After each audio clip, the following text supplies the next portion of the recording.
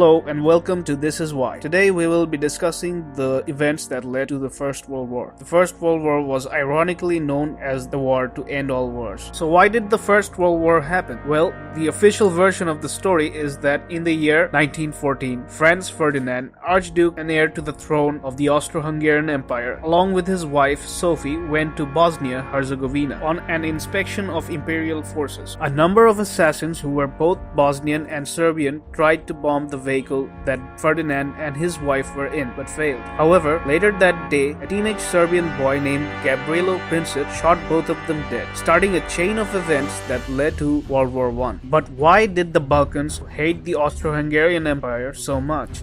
To understand that sentiment, we have to take a look at their past. Before the situation reached a boiling point, the great powers that ruled over Europe were the Austro-Hungarian Empire, the Ottoman Empire, the German Empire, the Russian Empire, France, and Great Britain.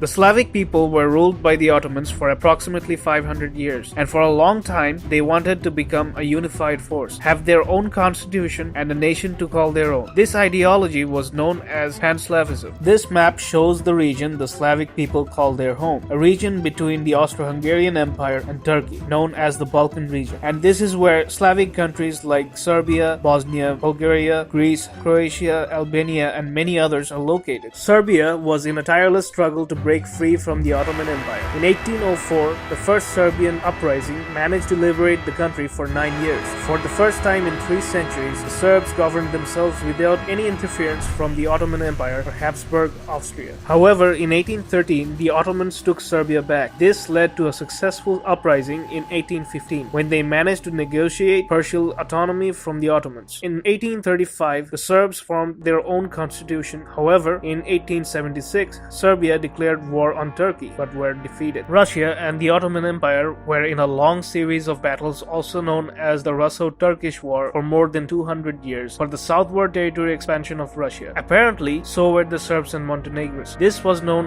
as the Serbo-Turkish War. The pressure from these 3 powers combined was too much for the Turks, resulting in their defeat. This victory led to the San Stefano Treaty that finally saw Serbia and Montenegro independent states in 1878. Both gained substantial territory in the process. Peace was maintained for 30 years as a result of this treaty, but in the meanwhile, tensions now grew between Serbia and the Austro-Hungarian Empire. The independence of Serbia and Montenegro was deemed as a threat by the Austro-Hungarians, as they too had reasons to push territory over the Balkans. They needed to show and exert dominance over the Serbs somehow, so they did, economically. As a response to this, Serbia began to improve trade links with France and Bulgaria, but the Empire now banned all Serbian imports. So Serbia started selling pork to France through Bosnia and the Adriatic Sea. This was known as the Pig War. The empire's next move was to claim Bosnia and block the trade routes Serbia had with France, which ended up happening in 1908. Serbia was very upset about this and wanted to declare war with the empire, so they sought for help from Russia but were refused. Therefore, Serbia now had to accept Bosnia as the empire's territory. Serbia had to do something about this, so they formed the Balkan League and drove the Turks out of Europe in 1912. Then, the Bulgarians turned against Serbia, and Serbia defeated them too. The next year, Archduke Franz Ferdinand was assassinated on Sarajevo, Bosnia. Austria now had the perfect excuse to invade Serbia, but they needed help to do that, since Serbia had Russia and France as allies. So they sent Serbia an ultimatum which is historically known to be unreasonable. The